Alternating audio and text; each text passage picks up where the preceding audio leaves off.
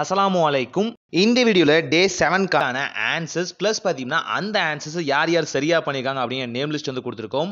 Check பண்ணி பாருங்கள். இந்த நேம் லிஸ்ட்டில் உங்கள் நேம் வந்து எந்த நம்பரில் வந்திருக்கும் அப்படிங்கிறதையும் பார்த்துக்கோங்க.